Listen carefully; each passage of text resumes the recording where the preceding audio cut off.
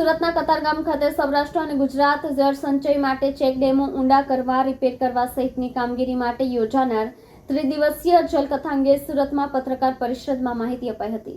સૌરાષ્ટ્ર અને ગુજરાતમાં જળસંચય માટે ચેકડેમો ઊંડા ઉતારવા, રિપેર કરવા, ઊંચા કરવા, નવા બનાવવા તેમજ બોરકુવા રિચાર્જ, ખેત તલાવડી, સોર્સ, ખાડા વગેરે જેવા જળસંચયના 1,11,111 સ્ટ્રક્ચરોના કાર્યો પૂર્ણ કરવાના સંકલ્પ સાથે રાજકોટમાં કાર્યરત ગીરગંગા પરિવાર ટ્રસ્ટ દ્વારા જળસંચયના કાર્યોને વેગ આપવા માટે અને જળસંચય ક્ષેત્ર જાગૃતિ લાવવા માટે વિશ્વ પ્રસિદ્ધ કવિ, તત્વચિંતક અને કથાકાર ડોક્ટર કુમાર વિશ્વાસની 3 દિવસીય જલકથા અપને અપને શ્યામ કીનું આયોજન કરાનાર છે।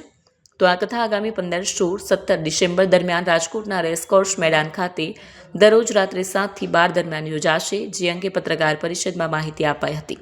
નમસ્કાર દર્શક મિત્રો, ગુજરાતમાં જળસંચય અભિયાનનો બીજો ભાગ શરૂ થઈ રહ્યો છે। 20 વર્ષ પહેલા જે રીતે આખા ગુજરાતમાં ખાસ કરી સૌરાષ્ટ્રમાં ગામડે ગામડે જળસંચય અભિયાનનું કામ હાથ ધરવામાં આવ્યું હતું, એવું જ બીજું અભિયાન હવે આ ગીરગંગા પરિવાર ટ્રસ્ટ રાજકોટ તરફથી શરૂ થાય છે। અને એની જાગૃતિ માટે જે રાજકોટમાં કથા બેસવાની છે એનું નિમંત્રણ આપવાનું એક કામ હતું, પણ બીજું કામ સુરતમાં રહેતા સૌરાષ્ટ્રના દરેક ગામડા સુધી આ મેસેજ પહોંચાડવા માટે આજે આ સુરતમાં આ વિશેષ આયોજન થયું હતું। સુરતથી સુરતના તમામ કાર્યકર્તા દ્વારા સમગ્ર સૌરાષ્ટ્રમાં દરેક ગામડામાં તળાવો ઊંડા થાય, ગામમાં જળ અંગે જાગૃતિ આવે, એ દિશાનું એક મહાઅભિયાન શરૂ કરવાનો આ પ્રયાસ છે। એટલે જ સુરતથી આખા ગુજરાતમાં ગામડે ગામડે મેસેજ પહોંચાડવાનો આજથી અહીંયા પ્રારંભ થયો છે। દિલીપભાઈ સખિયા, ગીરગંગા પરિવાર ટ્રસ્ટ। જળ એક જીવન છે, પાણી કોઈ બનાવી નથી શકતું, પણ ધારે તો દરેક વ્યક્તિ પાણી બચાવી શકે। આપણા દેશના વડાપ્રધાને સરસ મજાનું સૂત્ર આપ્યું, જળ સંચય જન ભાગીદારી। આ સૂત્રને સાર્થક કરતી સંસ્થા ગીરગંગા પરિવાર ટ્રસ્ટ, જે સૌરાષ્ટ્ર, ગુજરાત અને કચ્છની અંદર જળ સંચયનું કામ કરે છે। અત્યાર લગીમાં નાના મોટા 8,150 જેટલા જળ સંચયના કામો પૂરા કર્યા, જેમાં ચેકડેમ ઊંડા, ઊંચા, રિપેર, નવા બોર રિચાર્જ, ખેત તલાવડી જેવા, અને 1,11,111 જળ સંચયના કાર્ય કરવા માટે આવતા ડિસેમ્બર મહિનાની 15, 16, 17 તારીખના રોજ ડોક્ટર કુમાર વિશ્વાસ, જે મોટા કવિ છે અને જે કથા વાંચે અપને અપને શ્યામ અને અપને અપને રામની, પરંતુ આ નવો વિષય વિશ્વની અંદર પહેલી એવી વૈશ્વિક જળ કથાનું આયોજન રાજકોટ રેસકોર્સ મેદાનની અંદર કરેલું છે।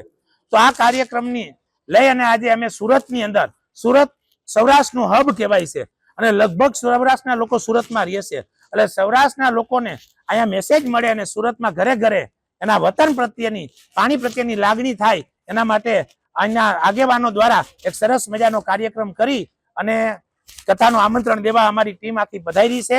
અને હું મીડિયા મારફત ગુજરાતના દરેક લોકોને વિનંતી કરું છું કે આ જળ કથામાં પધારી અને આપના જળ સંચયના દેશના વડાપ્રધાન સાહેબે જે સૂત્ર આપ્યું છે એને સાર્થક કરવી, આ સંસ્થાના કાર્યમાં ક્યાંક ને ક્યાંક મદદરૂપ થઈ અને પાણીના સ્તર ઊંચા આવે, સમગ્ર જીવસૃષ્ટિના કલ્યાણના આ કાર્યમાં બધા જોડાય એવી વિનંતી।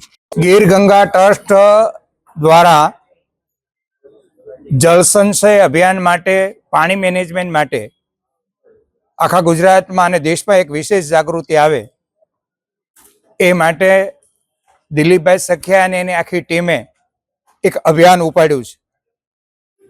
સુરત ગુજરાતમાં કે દેશમાં મેસેજ દેવા માટે એક યોગ્ય સ્થળ છે। ગુજરાતના 12,000 ગામના લોકો અને 26 રાજ્યના લોકો સુરતમાં રહે છે। સુરતનો સંદેશો જન જન સુધી પહોંચે છે।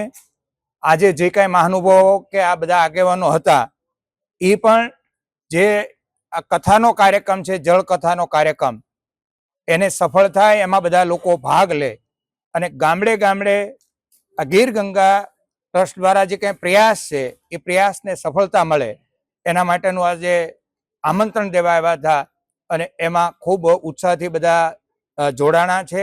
સુરતને હું અપીલ કરું છું, ગુજરાતને અપીલ કરું છું કે આ કાર્યક્રમને આપણે સફળ કરીએ અને પાણી મેનેજમેન્ટના કાર્યક્રમને આપણે સફળ કરી, કાયમી ઉકેલ કરી અને તમામ પાણી ઇન્ડસ્ટ્રી માટે જરૂરી છે, પાણી માનવી માટે જરૂરી છે, પાણી પશુ પંખી કીડી માટે પણ જરૂરી છે, આખી માનવ વ્યવસ્થા, વિશ્વનું અસ્તિત્વ ટકાવવા માટે પણ પાણી ધરતી ઉપર જરૂરી છે।